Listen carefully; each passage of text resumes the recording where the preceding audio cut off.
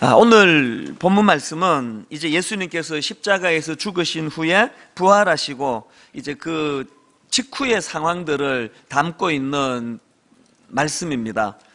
그 당시 제자들은 이 후폭풍이 두려워서 이제 자기들에게 들이닥칠 고난이 두려워서 이제 숨어 지내고 있던 그런 상황인데요. 19절입니다. 이날 곧 안식 후 첫날 저녁 때에 제자들이 유대인들을 두려워하여 모인 곳의 문들을 닫았더니 예수께서 오사 가운데 서서 이르시되 너희에게 평강이 있을지어다. 또 21절에서도 예수께서 또 이르시되 너희에게 평강이 있을지어다. 아버지께서 나를 보내신 것 같이 나도 너희를 보내노라. 지금 어떤 상황인지 아시겠죠? 이렇게 제자들이 두려워 떨고 있는 그런 상황인데 부활하신 예수님께서 그 제자들을 찾으셔서 위로해 주시고 힘을 주시는데요.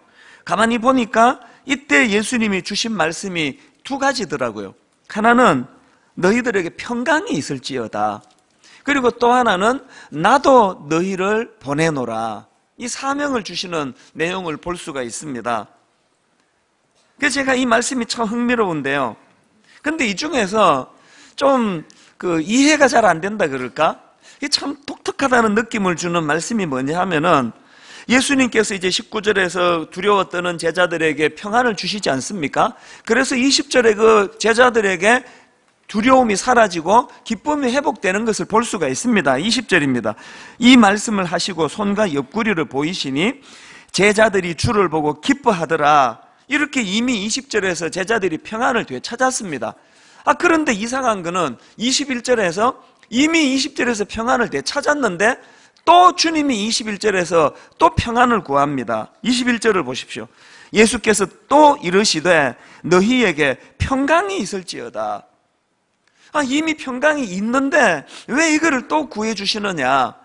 그래서 제가 이 질문을 가지고 21절을 자세히 보니까 참 의미 있는 깨달음이 하나 있었는데요. 자, 21절을 다시 한번 보세요.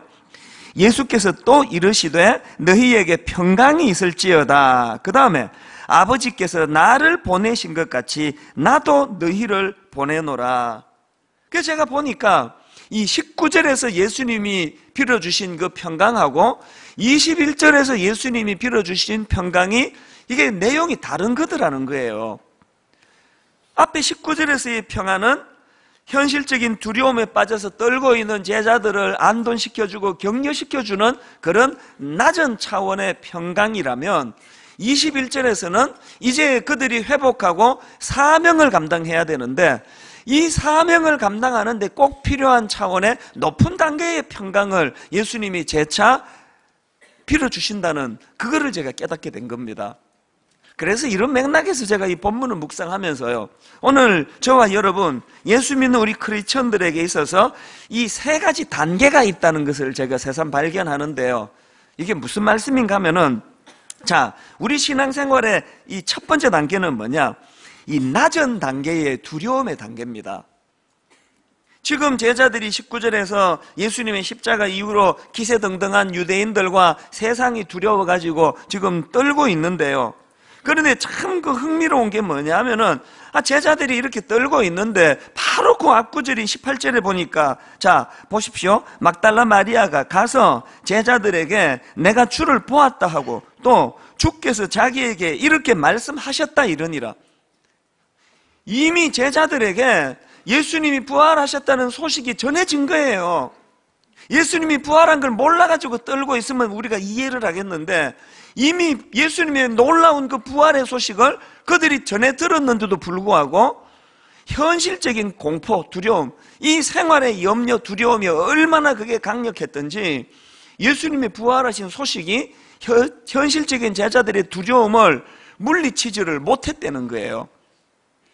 에이, 그런 게 어딨나? 제자들이 알았는데 어떻게 두려워 떨 수가 있느냐? 어떻게 그런 일이 있을 수 있냐고요? 여러분 보시면 알잖아요. 여러분 모두가 다 예수 믿으시잖아요. 그래서 오늘 여기 예배 드리러 오셨잖아요. 그럼에도 불구하고 날마다 우리가 현실의 두려움 때문에 잠을 못 이루고 벌벌 떨고 있고 나약하고, 이게 오늘 수많은 그리스도인들의 모습 아닙니까? 이걸 제가 이 낮은 단계의 두려움이다, 그렇게 이름을 지어 본 겁니다. 누가복음 21장 34절에 보면은 너희는 스스로 조심하라. 그렇지 않으면 방탕함과 술 취함과 생활의 염려로 마음이 둔하여지고. 제가 이 구절 읽을 때마다 하나님이 저에게 주시는 경고가 뭔지 아십니까? 저 술 취하지 않습니다. 술 안 마십니다. 저 그렇게 방탕한 짓 안 하고 삽니다. 그런데 여러분, 제가 목사라고 하면서 부활하신 주님을 믿는다고 하면서 이 생활의 염려가 너무 커가지고 날마다 근심하고 살아가면은 이게 술 취한 거랑 똑같은 타락된 모습이라는 겁니다. 오늘 수많은 그리스도인들이 모태신앙인이다, 주일이면 꼬박꼬박 교회 나와 예배를 드리면서도 여전히 불안하고 여전히 두렵고 이 생활의 염려가 많다면은 이것이 참 부끄러운 일이라는 거예요. 이런 분들은 빨리 두 번째 단계로 올라가셔야 돼요. 두 번째 단계가 뭐냐? 그 두려움을 극복하고 평안을 얻어내는 단계. 이게 두 번째 단계입니다. 이게 20절 아닙니까? 이 말씀을 하시고 손과 옆구리를 보이시니 제자들이 주를 보고 기뻐하더라. 그 세상의 염려와 근심으로 두려움에 빠져있던 제자들이 부활하신 주님을 인격적으로 만나지 않습니까? 그 주님을 만나고 나서 제자들 마음속에 그 두려움은 없어지고 주님 주신 기쁨으로 회복이 되는 단계, 이게 두 번째 단계예요. 너무나 많은 크리스찬들이 교회는 들락날락 거리는데 이 두 번째 단계가 뭔지를 전혀 맛보지를 못하고 신앙생활을 하는. 그래서 이건 뭐 퍼센티지로 몇 퍼센트나 될까요? 적어도 50% 전후가 교회는 왔다 갔다 하는데 생활의 염려와 두려움으로 복음의 능력이 전혀 나타나지 않는 이런 삶을 살고 있다고 저는 그렇게 생각을 합니다. 저는요, 진심으로 오늘 예배 드리는 여러분 정말 내가 사랑하는 마음으로 권면하는데요, 기왕에 여러분이 크리스찬인데 교회를 다니시는데 날마다 이 낮은 단계의 두려움에 빠져가지고 잠을 못 자고 불면증 가지고 걱정 많고 근심 많은 이런 상태로 사시지 말고 부활하신 주님을 인격적으로 만나는 여러분 되시기를 바랍니다. 여러분, 우리 이 생활 속에서 마태복음 14장 27절이요, 제자들이 그 폭풍 앞에 두려워 떨고 있는데 주님 찾아가셔서 주신 말씀이 이거 아닙니까? 예수께서 즉시 이르시되 안심하라, 나니 두려워하지 말라. 여러분, 불안한 이 땅을 살아가면서 이 주님의 말씀을 우리가 듣고 살아야 되는 거 아닙니까? 그런가 하면은 마태복음 9장 22절도 마찬가지입니다. 세상에 12년 동안 혈루증이라는 그 여성 큰 병을 만나 고통하던 여성을 주님이 뭐라고 말씀해 주십니까? 예수께서 돌이켜 그를 보시며 이르시되 딸아 안심하라. 그 다음 보세요. 내 믿음이 너를 구원하였다 하시니. 지난주 말씀드렸잖아요. 우리가 이 현재가 없는 과거나 껑충 뛰어서 미래를 왔다 갔다 하는 이런 신앙은 이게 아무데도 소용이 없습니다. 이 12년 혈루증 앓던 이 여자가 예수님 만나가지고 따라 안심하라, 그 위로의 말씀을 받고 현재 일하시는 주님으로 그 병이 치료되었다는 걸 우리가 이거 읽고 있으면 무슨 소용입니까? 이게 남의 과거에 일어난 남의 이야기라면. 우리가 그 말씀을 읽고 묵상하는 거는 그 과거에 12해 동안 고통하던 이 여인을 고쳐주신 예수님이 I am, 나는 지금 일하시는 주님, 나는 지금 부활하신 하나님이다. 그래서 여러분의 현재 어려운 문제들을 고쳐주시고 치료해주시고 오늘도 여러분 귓가에 딸아 안심해라, 아들아 안심해라, 이 말씀을 누리고 사는 이게 신앙이라는 거예요. 저는 여러분들이 빨리 이 낮은 단계의 두려움에 빠져있는 첫 번째 단계를 벗어나 두 번째 단계로 진입하는 여러분들이 되시기를 바랍니다. 그런데 여기서 중요한 게 뭐냐면은 이 두 번째 단계가 이처럼 소중하기는 하지만 이게 우리의 최종 목표는 아니라는 거예요. 세 번째 단계가 또 있습니다. 세 번째 단계가 뭐냐? 이거는요, 주님 주신 사명을 감당하는 과정에서 찾아오는 높은 단계의 두려움을 우리가 자발적으로 누리는 거예요. 그리고 그 높은 단계의 두려움을 사명을 감당하는 과정에서 이 두려움을 경험하는 자들에게 주시는 주님의 21절에 높은 단계의 평안, 이것을 얻어내는 것이 우리 신앙의 최종 목표라는 것입니다. 여러분, 고린도전서 15장의 별명이 뭔지 아시죠? 고린도전서 15장은 부활장이라는 별명이 있습니다. 그 성경에마다 그런 별명이 있는 장이 있거든요. 고린도전서 13장 하면은 사랑장, 또 고린도전서 12장 하면은 은사장, 이러면 각 특색이 있는데요. 고린도전서 15장은 그 별명이 부활장입니다.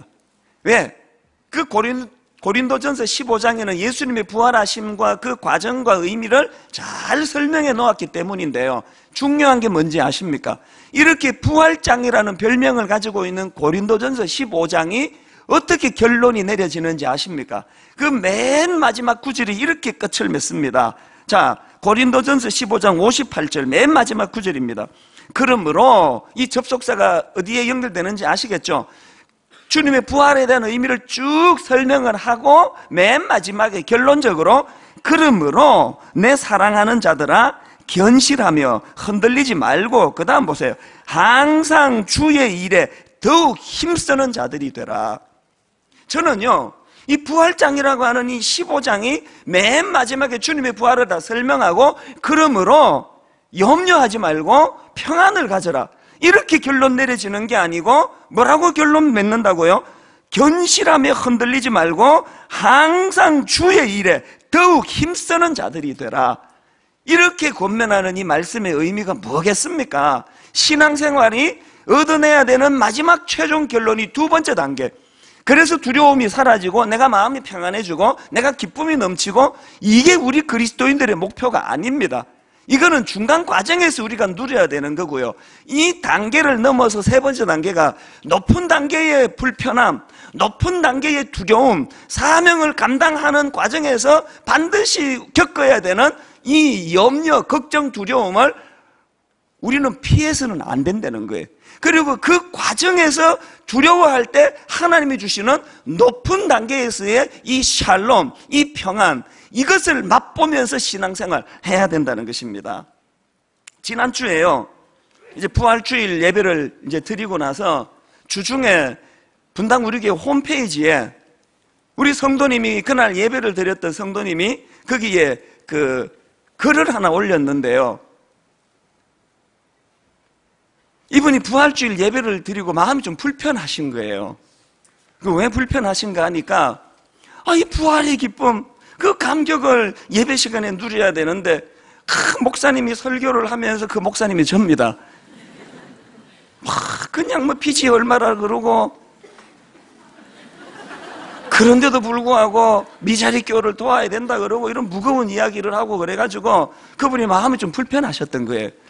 이 부활의 기쁨을 맛봐야 되는데 막 저렇게 빈 이야기하고 막 그런다고, 그 마음이 좀 불편한 상태로 이제 예배를 다 드리고 집으로 가고 있는데, 안 그래도 마음이 불편한데 어느 교회를 지나갔나 봐요. 그 교회에서 보니까 계란을 나눠주고 있더래, 부활절 계란을. 안 그래도 불편했던 데다가 이분이 무슨 생각이 들으니까, 분당 우리 교회는 부활절 계란 같은 것도 안 주고 그 사가지고 전도 대상자에게 이거 전해주라고, 그런 것들이 다 마음이 불편한 거예요. 게시판에 그 좀 섭섭한 마음을 이제 글을 올렸는데요. 여러분, 사실 제가 그 글을 보면서 그분께 참 죄송했어요. 찬찬히 읽어보니까 다 맞는 이야기예요. 이 부활절날 기뻐 찬양하고 춤추고 노래하고 막 그렇게 해야 되는데, 이 교회가 그냥 그 계란도 하나 안 주고. 그래서 제가 진심으로 미안한 마음이 있었습니다. 사실 분당 우리 교회는요, 성도들에게 부담을 많이 주는 교회 아닙니까? 모처럼 예배 드리러 왔는데 매주일마다 영상으로 제일 먼저 나오는 광고가 기존 신자 등록을 안 받으니까 여러분들은 자신을 더 필요로 하는 교회로 가시라고. 이거 참 듣기 따라 신뢰되는 광고 아닙니까? 또 이제 한 7년, 8년 있으면은 10,000명에서 15,000명 작은 교회로 이제 파송해야 된다고 막 틈만 나면 이런 부담스러운 이야기를 계속 하는 게 분당 우리 교회니까 그 성도님들 마음이 이해가 돼요. 누가 그러더라고, 목사님, 갈 때 가더라도 있을 때라도 마음 좀 편하게 있읍시다. 그게 참 너무 죄송해요. 그게 이해가 돼요. 그래서 제가 게시판 그분에다가 내가 참 사과의 글을 썼습니다. 내가 표현이 부족하고 그래서 마음이 그렇게 불편했다면 참 양해해 달라고. 그래서 제가 진심으로 미안한 마음으로 글을 썼는데요. 근데 여러분, 그 글 쓰신 분에게 진심으로 미안한 마음이 드는 동시에 또 한편으로 제게 무슨 생각이 들었냐면요, 지난 부활주일날 이분이 가졌던 그 불편함이요, 이 세 번째 단계, 이 높은 단계, 그저 우리가 이곳에서 잘 먹고 잘 사는 그것이 목표가 아니고 작은 교회들을 향한 우리 연약한 교회를 섬기는 차원에서 겪어야만 되는 불편이라면 그분 부활절 예배 제대로 잘 드린 거다, 그거 제대로 잘 드린 예배 맞다, 내 마음에서 그런 생각이 드는 거예요. 그러면서 제 머리에 떠오르는 게 사도행전인데요, 여러분이 사도행전의 구조를 한번 보세요. 보통 목사님들이 이제 초대교회로 돌아가자 교회의 모범을 설교할 때 주로 인용하는 게 사도행전 2장에 나오는 말씀 아닙니까? 44절부터 나오는 이 말씀 아마 다 익숙하실 거예요. 믿는 사람이 다 함께 있어 모든 물건을 서로 통용하고 또 재산과 소유를 팔아 각 사람의 필요를 따라 나눠주며 날마다 마음을 같이하여 성전에 모이기로 힘쓰고 집에서 떡을 떼며 기쁨과 순전한 마음으로 음식을 먹고 하나님을 찬미하며 온 백성에게 칭송을 받으니 주께서 구원받는 사람을 날마다 더하게 하시니라. 그래서 보통 설교할 때 초대교회로 돌아가자, 교회의 모습을 회복하자, 이렇게 설교하는데요, 그 틀린 말씀은 아니에요. 그러나 이게 지나치게 강조되면 성경의 균형을 깨는 잘못된 설교가 될 수 있습니다. 왜 그렇습니까? 여러분, 사도행전을 하나님이 우리에게 주신 목표는요, 2장을 결론으로 내리기 위해서 주신 게 아니에요. 2장은요, 이 초대교회의 그 회복과 부흥은요, 진짜 주님이 이루고자 하는 꿈을 이루기 위한 과정에 불과합니다. 다 아시지만 사도행전 전체를 요약해 놓은 말씀이 사도행전 1장 8절 아닙니까? 이 사도행전 1장 8절은요, 사도행전 전체를 축약해 놓은 말씀인데 한번 보시기 바랍니다. 오직 성령이 너희에게 임하시면 너희가 권능을 받고 예루살렘과 온 유대와 사마리아와 땅 끝까지 이르러 내 증인이 되리라 하시니라. 사도행전은 이 8절이 압축된 말씀이에요. 그래서 여러분 아시지만 사도행전이 첫 출발은 그들이 발딛고 있던 예루살렘으로 배경을 시작하는데 사도행전의 마지막은 로마로 끝을 맺는 거 아닙니까? 그래서 제가 주장하는 게 뭐냐 하면은 분당 우리 교회가 지난 10년 동안에 이 2장에서의 아름다운 초대교회의 모습을 우리가 본받으려고 애를 많이 썼습니다. 그래서 너무너무 신실하고 인격적이고 좋은 성도들이 모여가지고 참 기뻐 예배하는 좋은 교회가 됐습니다. 제가 여러분에게 입에 발린 아부하는 게 아니고요, 저는 진심으로 하나님 앞에 여러분 때문에 행복한 목사예요. 제가 우리 어머니에게, 미국에 계시는 어머니에게 전화를 드릴 때마다 하는 말씀이 그거예요. 저는 좋은 성도 만나서 복 터졌습니다. 어머니, 저는 우리 성도님들 목회하는데 스트레스가 하나도 없습니다. 저를 힘들게 하는 성도 아무도 없습니다. 어머니 그걸 내가 자랑해요. 근데 왜 1만 성도 파송 운동이라는 이상한 운동을 이 행복한 교회에서 왜 하느냐고요. 여러분 안 나가시면 제가 은퇴할 때까지 여러분과 이렇게 지낸다면 제게 이게 얼마나 기쁨이고 행복이겠냐고요. 왜 해야 되느냐고요. 여러분, 교회는 우리 알콩달콩 행복하자고 있는 게 아니기 때문이에요. 기독교 역사를 다 아시잖아요. 한번 기독교 역사까지 갈 건 뭐 있습니까? 대한민국에 그동안 부흥하고 은혜가 되던 소문난 좋은 교회들이 바로 이 사도행전 2장에 우리끼리 떡에 묻고 나눠 먹고 친교하고 우리끼리 잘 지내는 거기에서 진도가 나가지 않고 머물 때에 반드시 교회는 변질되고 타락한다는 것을 우리가 기독교 역사를 통해서 보고 있는 거 아닙니까? 분당 우리 교회가 지금 너무너무 재밌게 잘 지낸다, 좋은 사람들이 모였다, 우린 서로 사랑한다, 다락방에서 형제보다 더 잘 지낸다, 이렇게 하고 우리가 주저앉아 있으면 우리 교회는 반드시 타락할 수밖에 없는 거예요. 그래서 여러분, 그 낮은 단계의 불안과 두려움에 있던 우리들이 두 번째 단계로 넘어가 하나님 은혜를 누리고 마음의 평안이 왔다면 반드시 높은 단계의 세 번째 사명의 길로 나가야 된다는 겁니다. 이게 1만 성도 파송 운동입니다. 1만 성도 파송 운동은요, 주변의 작은 교회를 살리자고 하는 운동이 아니고요, 우리 살자고 하는 운동이에요. 우리의 타락을 막는, 우리의 변절을 막는, 그리고 이런 일들을 행할 때 성령님이 우리에게 어떤 충만한 역사를 주시는가를 맛보기 위한 놀라운 운동입니다. 지난주 부활주일날 교회가 달걀도 안 주고 사서 전도하는데 쓰라 그러고, 여러분 마음을 불편하게 해서 지난주 예배가 마음이 불편하셨다면 여러분 예배 잘 들으신 거예요. 그게 부활절의 예배가 그래야 되는 거예요. 늘 우리는 먼저 내가 회복이 되고 내가 은혜를 받고, 그리고 거기에 머무는 게 아니고 내가 회복되자마자 하나님 주신 사명으로 눈을 돌려야 되는, 이 자동으로 눈이 돌아가야 됩니다.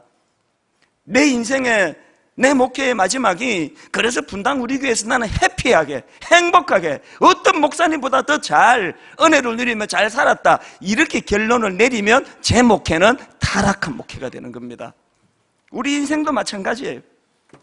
왜 오늘 우리가 이 선교의 주의를 정해가지고 여러분 집에 가셔서 나누어 드린 이 선교 가이드북을 꼼꼼히 들여다보세요. 저는 이 가이드북을 보면서 얼마나 많이 은혜를 받는지 몰라요. 우리 국내 선교, 해외 선교 분과 수많은 성도님들이요, 어떤 팀은요, 지금 우리 교회가 섬기고 있는 미자립교회 134교회를요 순회를 하고 계세요. 도와드릴 게 없나? 여러분, 이 134개 교회가 다 뭐 여기에 한 동네 살고 있는 교회 아닙니다. 전국에 다 흩어져 있습니다. 그런데 저 같은 목회하는 사람도 아니고 여러분 중에 그냥 직장 생활하고 일반 성도님 중에 틈만 나면 그 교회들을 방문하고 그 섬기고 있는, 그게 얼마나 이게 힘드는 일이겠냐고. 그러면서 거기에 보람이 있고 성령님의 위로가 있으니까 그 사역을 하시는 거 아닙니까? 여러분, 우리 교회 안에 교정 선교라고요, 일시적으로 잘못을 저질러 교도소에 가 낙심한 분들에게 정기적으로 찾아가 말씀으로 그들을 위로하고 소년원을 방문하고 소년원에서 나온 그 아이들을 도와주고, 이런 일들을 지금 왜 열심히 하고 있겠냐고요. 여러분, 우리 교회가 돕고 있는 해외 선교하고 계시는 해외 선교사님 76가정을 너무너무 정성으로 섬기는 분들이 다 여러분 같은 우리 교회의 평신도들입니다. 그분들은 할 일이 없어서 그거 하고 있는 거 아니거든요. 매 여름이면은 그 아까운 여름 휴가를 뚝 떼가지고 해외 단기 선교로 시간을 할애해가지고 그 많은 비용을 들여서 거기 가서 낙후된 지역에 주님 사랑으로 의수를 펼치고 섬기고 지역을 돌보고, 이런 일들을 왜 하고 있느냐고요. 왜 하고 있느냐고요. 이 세 번째 높은 단계에 하나님 앞에 사명을 감당할 때 그 하나님이 주시는 샬롬, 이 평안이 있기 때문에 그 기쁨으로 하는 거 아닙니까? 저는 오늘 이 선교주의를 맞이해서 분당 우리 교회에 더 많은 우리 성도님들이 여기에 있는 선교사에게 동참하고 꿈을 같이 나누고 땅끝까지 복음을 증거하는 일에 쓰임 받았으면 좋겠습니다. 그러나 여러분, 오늘 이렇게 해가지고 회원 많이 모집하려고 이 선교주의를 하는 거 아니에요. 우리가 교회에서 하고 있는 이 선교사에게 얼마나 많이 동참하느냐, 이것도 중요하지만 이것보다 더 중요한 게 뭐냐? 미셔널 라이프, 미셔널.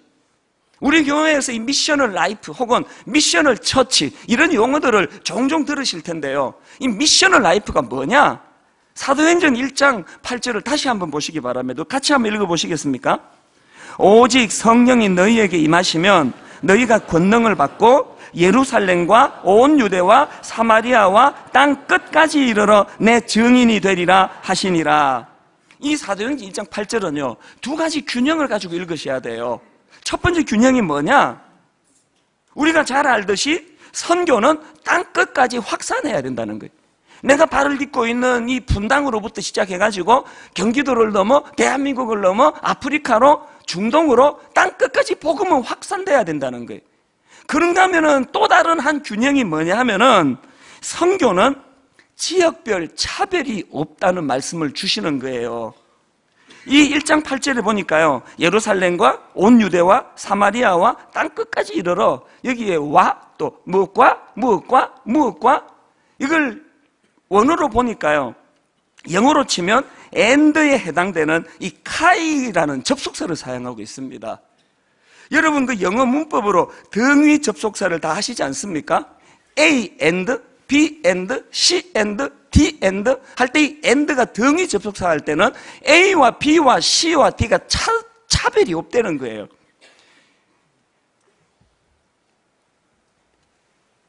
내가 지금 발을 딛고 살아가는 이 서현동에서 내가 직장을 다니는데 내가 그냥 밥 먹고 살기 위해서 이 직장 생활하는 면도 분명히 있지만 내가 오늘 이곳에 내가 내 이 직장 생활을 통해 하나님이 내게 원하시는 사명이 있다는 것을 자각하고 그렇게 열심히 내게 맡겨진 일에 미셔널 라이프의 삶을 살아내면 아프리카 선교 가서 하시는 그 선교사님과 서현동에 직장 다니는 그분이 하나님 앞에서는 동등한 사명자라는 거예요. 그래서 여기 나오는 이 내 증인이 되리라, 우리말에는 이거를 지금 단수로 써놨는데요, 원어로 이게 복수예요. 그게 번역을 이렇게 하면 안 되고요, 내 증인들이 되리라 이렇게 표현해야 옳습니다. 뭘 의미할까요?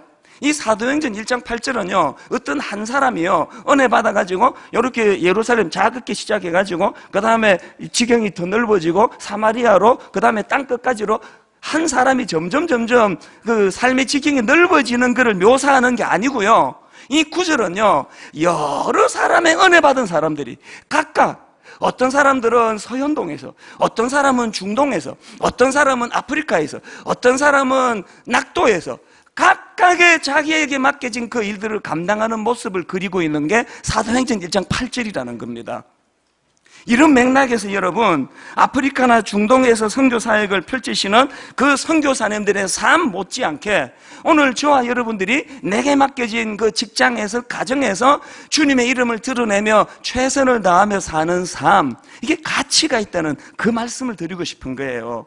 그래서 여러분, 제라드 홉킨즈라는 분이 이런 말을 했습니다. 두 손을 높이 들고 하는 기도는 하나님께 영광을 돌린다. 하지만 그름 쇠스랑을 손에 든 남자, 오물통을 든 여자도 그분께 영광을 돌린다. 다시요. 두 손을 높이 들고 하는 기도, 우리 예배드리다가 은혜 받으면 두 손 들고 찬양하고 기도하지 않습니까? 두 손을 높이 들고 하는 기도는 하나님께 영광을 돌린다. 하지만 그름 쇠스랑을 손에 든 남자, 오물통을 든 여자도 그분께 영광을 돌릴 수 있다는 거예요. 그리고 존 시맨드라는 분이 비슷한 말을 했습니다. 교회는 단지 선교를 소유하고 있는 것이 아니라 교회는 선교이다. 교회는 그저 선교부를 가지고 있는 것이 아니라 선교적 성향을 가지고 있다. 그러므로 선교는 부차적이 아니라 본래적이며 선택적이 아니라 근본적인 것이다. 무슨 뜻인지 아시겠죠? 선교는 이 중에 열심히 탁심인 사람 몇 명이서 선교반에서 활동하고 있는 그게 교회가 아니고요, 교회라면 모든 구원받은 하나님의 자녀들은 다 이 선교적인 마인드, 선교 지향적인 꿈을 가지고 있어야 된다는 겁니다. 우리 삶의 그 자리에서 말이에요. 최근에요, 시카고에 계시는 어떤 권사님이 한국을 방문하셨는데요, 저도 그 권사님을 누군지 모르고요, 그 권사님도 저를 잘 모르시는 분이에요. 그런데 이분이 한국에 오셔가지고 저를 만나겠다고요 이제 전화를 주신 거예요. 마침 그날 제가 이런저런 스케줄이 많아가지고 그 권사님을 못 뵀습니다. 못 만났더니요, 그 다음날 아침에 권사님께 전화를 드렸더니 권사님 하시는 말씀이 저한테 뭘 전해줄 게 있다는 거예요. 꼭 만나야 된다는 겁니다. 그 연세도 많으신 이 어른이요, 그 동생분이 경기도 파주에 사셔요. 파주에 지금 머물고 있다는 거예요. 파주에서 분당까지 오면은 이게 대중교통으로 오신다는데요, 못 잡아도 이거 2시간 가까이 소요되는 거 아닙니까? 그래서 기어이 그날 오셨어요. 동생과 더불어 저희 교회로 물어 오셨는데요, 뭘 전해주고자 하는가 보니까 돈 1,800만 원을 갖고 오셨어요. 그러면서 하시는 말씀이, 당신이 지금 미국 교포인데 계속 하나님이 자기에게 부담을 주셔가지고 틈틈이 모아놓은 이 1,800만 원을 작은 교회를 위해서 좀 써달라는 거예요. 그리고 이분 부탁이 한 교회만 쓰지 말고 가능한 한 여러 교회에 이 돈이 쓰이면 좋겠다. 그래서 이분이 이제 믿을 만한 사람을 찾아야 되는데 자기가 저를 택한 거예요. 여러분, 저 이런 사람입니다. 이 믿을 만한 사람을 찾아가지고 알지도 못하는 저에게 전화를 주셔서 1,800만 원을 가지고 왔어요. 여러분, 이게 예수 안 믿는 사람이라면 이해가 될까요, 이게? 연세 대신 그 할머니, 권사님, 이 100살까지 살아야 되는 시대에 그거 넣어놓고 아껴 그렇게 쓰셔야 되는 거 아닙니까? 왜 1,800만 원이라는 그 큰 돈을 알지도 못하는 저에게 맡겨가지고 작은 교회를 위해 써달라고 그러시느냐고요. 그게 미션을 라이프예요. 하나님이 당신에게 주신 은혜, 그 은혜의 감격으로 하나님 주신 부담이거든요. 모처럼 한국 방문해가지고 어제 저 기다리느라 하루를 다 날렸대요. 하루 종일 기다렸대요. 그 다음날 파주에서 여기 왔다가 돌아가시면 적게 잡아도 4시간 가까이 시간, 또 거의 반나절 공친 거 아닙니까? 왜 그래야만 된다고요? 이유 없습니다. 그게 미션을 라이프예요. 내가 은혜 받았다면 나만 돌아보는 게 아니고, 그래서 그 귀한 돈을 함부로 쓰겠습니까? 선교 담당 목사님을 불러가지고 이런 사연이 있는 돈이니까 이걸 잘 써달라고 그랬더니요, 회의를 했대요.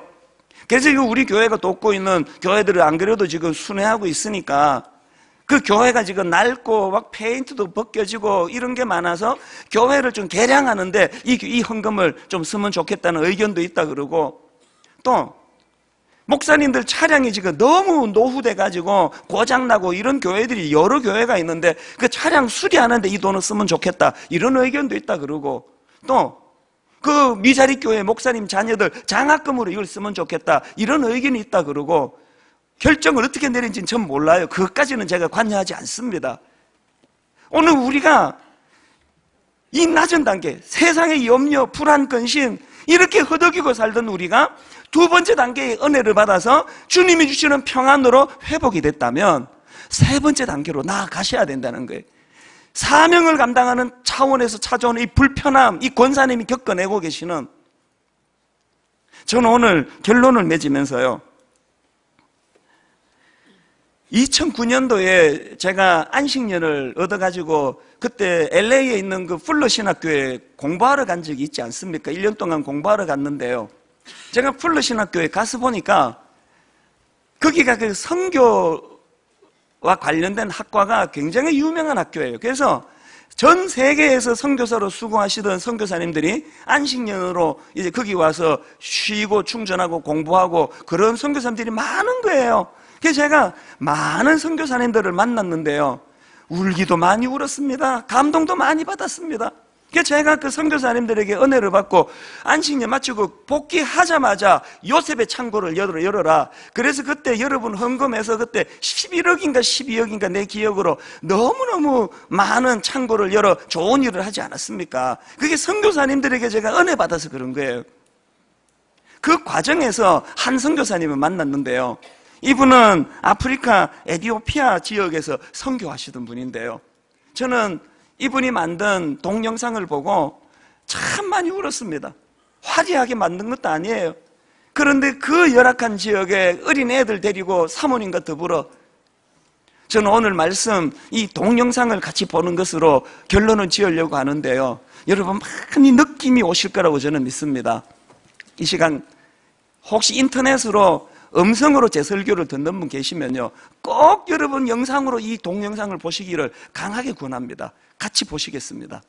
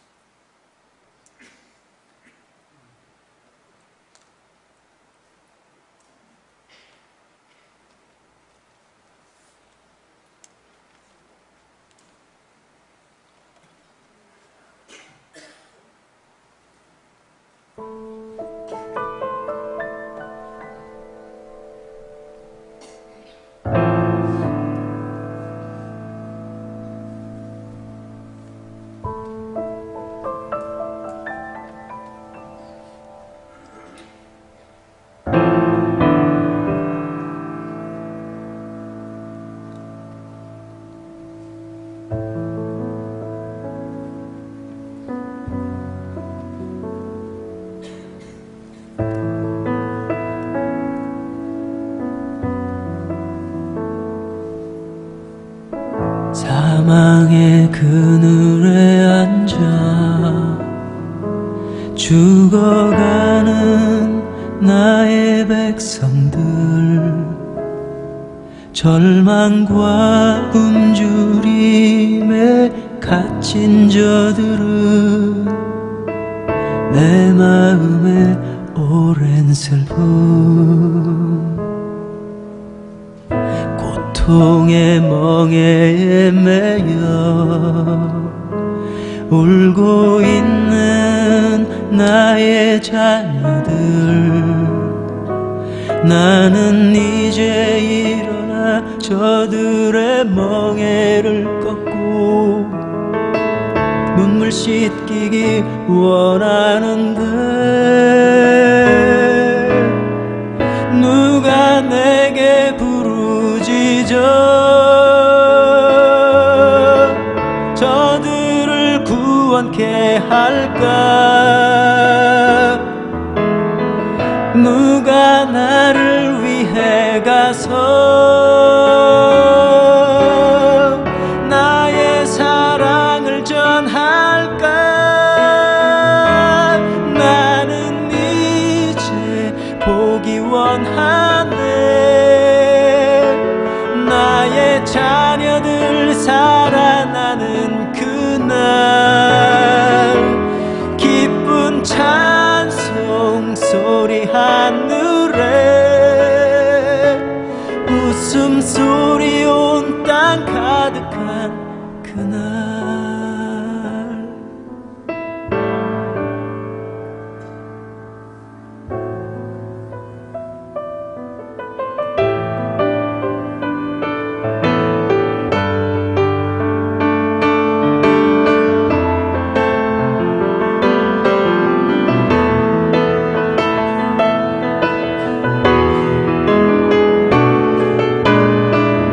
누가 내게 부르짖어 저들을 구원케 할까? 누가 나를 위해 가서 나의 사랑을 전할까? 나는 이제 보기 원하네. 나의 자녀들 살아나는 그날, 기쁜 찬송 소리 하늘에, 웃음소리 온 땅 가득한 그날.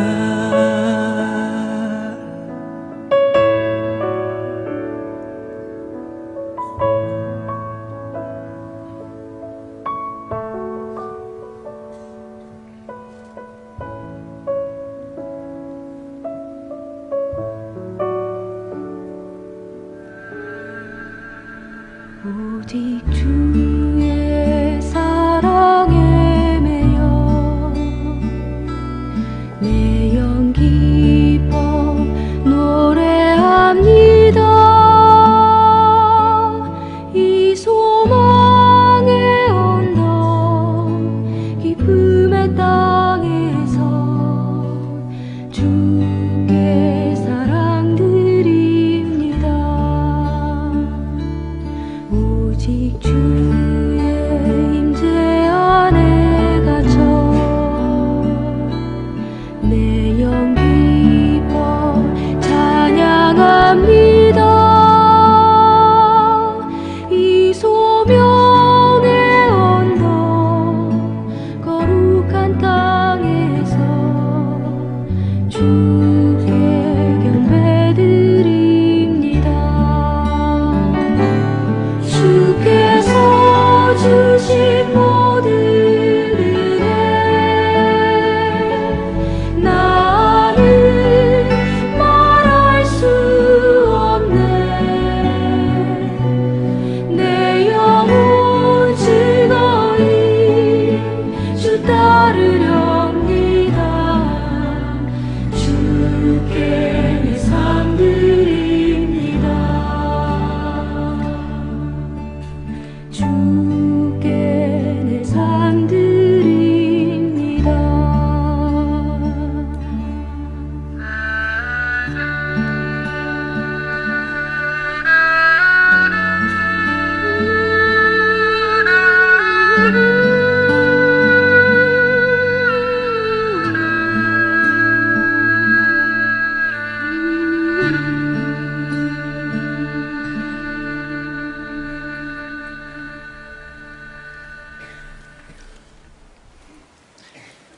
저는 플러시나교에서 저 동영상을 보면서 참 많이 울었습니다.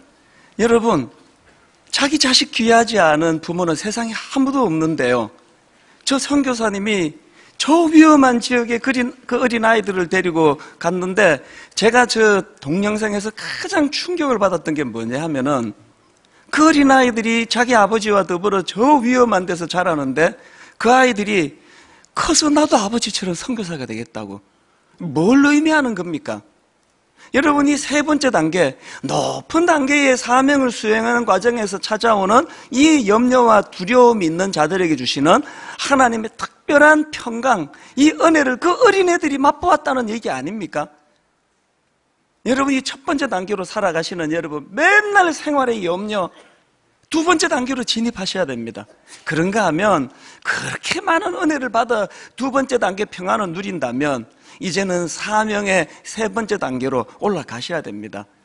저는 오늘 결론을 이렇게 내리고 싶은데요.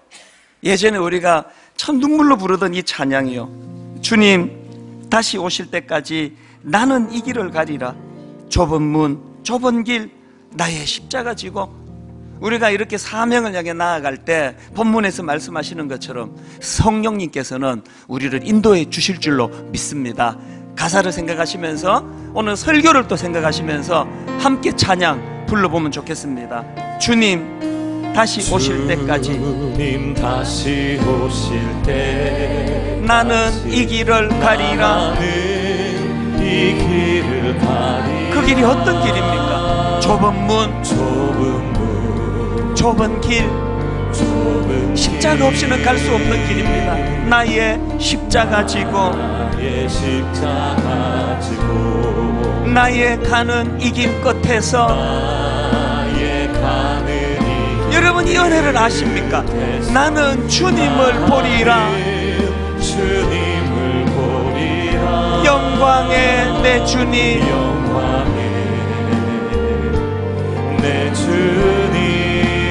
나를 맞아주시니. 우리에게 이 꿈이 회복되기 원합니다. 주님 다시 오실 때까지 나는 일어나 달려가리라. 주의 영광 온 땅 덮을 때 여러분이 기쁨을 아십니까? 나는 일어나 노래하리. 내 사모하는 주님, 온 세상 구주시라. 내 사모하는 주님, 영광의 왕이시라. 우리 다 자리에서 일어나셔서 결연히 찬양합니다. 주님 다시 오실 때까지.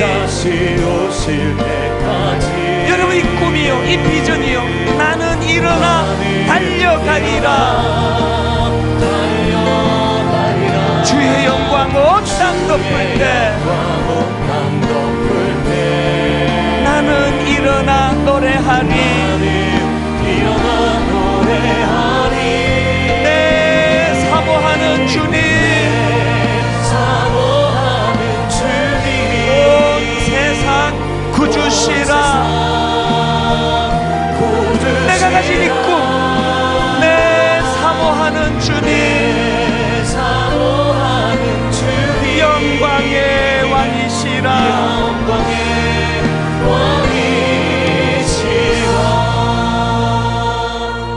예수께서 또 이르시되 너희에게 평강이 있을지어다. 아버지께서 나를 보내신 것 같이 나도 너희를 보내노라. 하나님, 우리가 이 사명을 받은 감격을 회복하기를 원합니다. 그저 내 한 몸 잘 먹고 잘 살고 내 목회하는 내 한 교회 잘 되고 여기서 많은 것 누리는 것을 축복이라 여기지 않게 해주시고, 아버지 이런 사도행전 2장의 복을 우리가 누린다면 이제 아버지 땅 끝까지 이 복음을 전하기 위하여, 사명을 감당하기 위하여 안 해도 되는 고생을 사서하고 안 해도 되는 염려 근심 내가 안고 달려나가면 주님께서는 높은 단계의 평강을 선물로 주실 줄로 믿습니다. 사명 가진 자가 누리는 그 아름다운 평강을 맛보아 아는 저희들 되게 하여 주시옵소서.